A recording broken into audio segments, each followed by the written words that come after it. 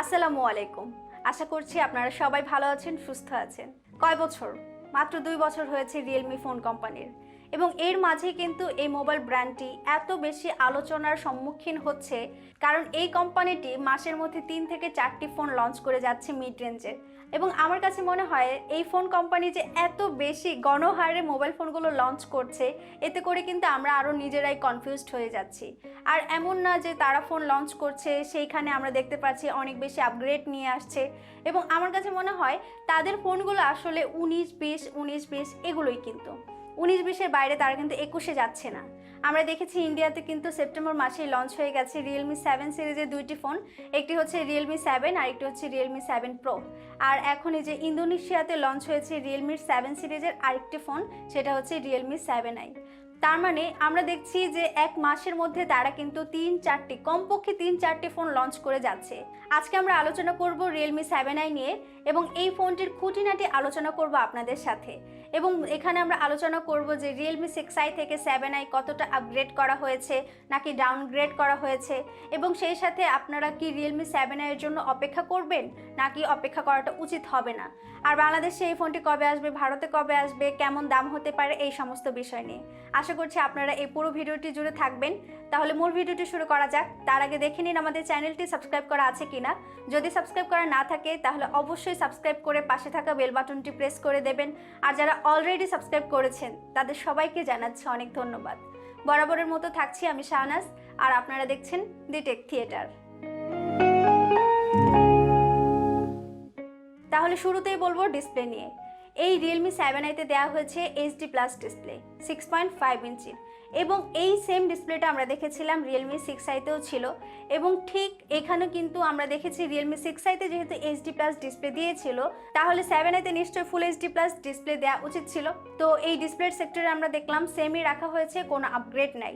Upgrade আছে, এখানে কিন্তু দেওয়া হয়েছে 90 Hz রিফ্রেশ রেট, এবং এই রিফ্রেশ রেটের কারণে ডিসপ্লে অনেক বেশি স্মুথ হবে, এটা ঠিক আছে। কিন্তু আমার কাছে মনে হয় এই রিফ্রেশ রেটের চাইতে সবচাইতে বেশি জরুরি একটি ফুল HD+ ডিসপ্লে। এবং রেজলিউশনে যদি আমার খারাপ থাকে তাহলে আমার এত স্মুথনেস দিয়ে আসলে কি হবে। এবং আমরা দেখেছি রিয়েলমি কোম্পানি যে বাংলাদেশে এখন ফোন লঞ্চ করছে রিয়েলমি C17, তারা কিন্তু খুব আয়োজন করে এই জিনিসগুলো প্রকাশ করছে, প্রচারণা করছে যে এই ফোনটিতে থাকছে 90 Hz রিফ্রেশ রেট। আপনার কাছে কি মনে হয় HD+ ডিসপ্লেতে 90 Hz রিফ্রেশ রেট অনেক বেশি কাজের হবে? অবশ্যই উত্তরটি কমেন্ট বক্সে কমেন্ট করে জানিয়ে দেবেন। এবং আমার কাছে মনে হয় যে রিয়েলমি যে পলিসিটি শুরু করেছে এটা কিন্তু খুব বেশি একটা কাজের হবে না। যদিও এখন মানুষ বলবে যে আচ্ছা ঠিক আছে 90 Hz রিফ্রেশ রেট তাহলে নিয়ে, একদল মানুষ কিন্তু তারা বলবে যে আচ্ছা আমরা নিয়ে দেখি না, এই বাজেটের মধ্যে পাচ্ছি। কিন্তু আমার কাছে মনে হয় যারা মিড রেঞ্জের মধ্যে ফোন কিনবে তাদের কিন্তু 90 Hz রিফ্রেশ রেট এতটা দরকার মনে হয় না, কারণ তাদের কিন্তু ফুল HD+ এই রেজলিউশনের ডিসপ্লে হলেই যথেষ্ট হয়। এবং রিয়েলমি 6i-তে যেহেতু আমরা দেখেছিলাম HD+ ডিসপ্লে দিয়েছিল, তাহলে রিয়েলমি 7i-তে কেন ফুল HD+ 60 Hz রিফ্রেশ রেটই দিত? অন্তত ফুল HD+ রেজলিউশনের ডিসপ্লে তো আমরা পেতাম। এই জিনিসটা মনে হয় খুব বেশি ভালো হতো, তাই না? এরপর আমরা প্রসেসরের ক্ষেত্রে দেখছি রিয়েলমি 7i-তে দেওয়া হয়েছে কোয়ালকমের Snapdragon 662 SoC, এবং এটি হচ্ছে 1.8 GHz অক্টাকোর প্রসেসর।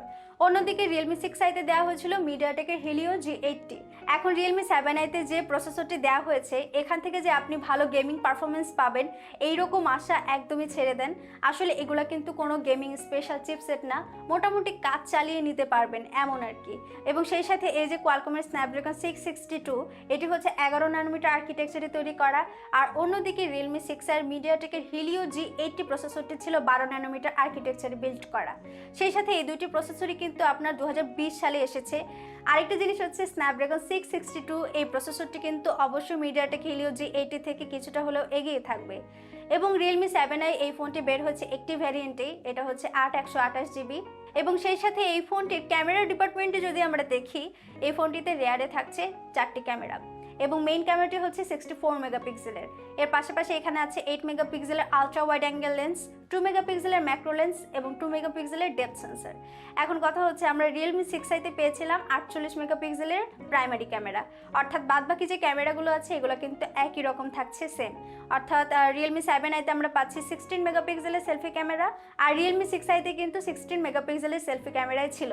অর্থাৎ ক্যামেরা সেক্টরে আমরা দেখতে পাচ্ছি যে প্রাইমারি ক্যামেরাটি আছে, এটা ছাড়া কিন্তু আর কোনো পার্থক্য এখানে থাকছে না, অর্থাৎ 19-20 একটু চেঞ্জ করে কিন্তু দিয়ে দিচ্ছে।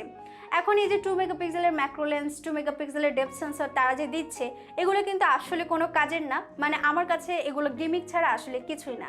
এগুলো না দিলে যে খুব একটা ক্ষতি হয়ে যাচ্ছে এমন না, শুধু শুধু আমার কাছে মনে হয় যে তারা ক্যামেরার সংখ্যাটাই এই বাড়ানোর চেষ্টাই করছে, এবং এটা হচ্ছে তাদের বিক্রির পলিসি। তারা বিক্রি করার জন্য তারা হায়ার রিফ্রেশ রেট দিচ্ছে এবং সেই সাথে আপনাকে দেখাচ্ছে যে আমরা কত মেগাপিক্সেলের ক্যামেরা দিচ্ছি। এর বাইরে এগুলো আসলে কিছুই না। এমনকি আমরা Realme 7 এর ব্যাটারি সেক্টরের দিকে যদি তাকাই, এই ফোনটিতে দেওয়া হয়েছে 5000 mAh এর একটি ব্যাটারি, এবং সেই সাথে রয়েছে এখানে 18 ওয়াটের ফাস্ট চার্জিং সাপোর্ট, যেটা আমরা দেখেছিলাম Realme 6i-তেই ছিল। আর এছাড়া এই ফোনটি রান করছে Android 10-এ, এর স্ক্রিন থাকছে Realme UI, আর এই ফোনটিতে থাকছে রিয়ারে ফিঙ্গারপ্রিন্ট স্ক্যানার, এবং এই ফোনটির প্রাইস ইন্দোনেশিয়াতে রাখা হয়েছে 3,199,000। একদম চমকাবেন না, এটা হচ্ছে রুপিয়া, এবং এটা যদি আমরা বাংলাদেশি টাকায় কনভার্ট করি তাহলে দেখা যাচ্ছে 18,000 টাকা হবে। আর ইন্ডিয়ান রুপিতে যদি আমরা কনভার্ট করি তাহলে প্রাইস দাঁড়াচ্ছে প্রায় 15,500 টাকার মতো। এখন একটা জিনিস আপনাকে অবশ্যই খেয়ালে রাখতে হবে, যেমন Realme 6i আমাদের বাংলাদেশে যখন অফিসিয়ালি লঞ্চ করা হয় তখন অনেক বেশি এটা নিয়ে সমালোচনা হয়েছিল, কারণ এই ফোনটির দাম রাখা হয়েছে 17,000 টাকা, এবং এই 17,000 টাকাতে এখানে আমরা পাচ্ছি HD+ ডিসপ্লে, এবং এমনকি এর চাইতে কম বাজেটের ফোনেও কিন্তু আমরা দেখছি সেখানে ফুল HD+ রেজলিউশনের ডিসপ্লে দেওয়া হয়েছে, অথচ 17,000 মানে প্রায় 20,000 টাকার একটা স্মার্টফোনে দেখা যাচ্ছে তারা HD+ রেজলিউশনের ডিসপ্লে নিয়ে এসেছে, এবং তারা কিন্তু খুব গর্ব করে প্রচার করছে।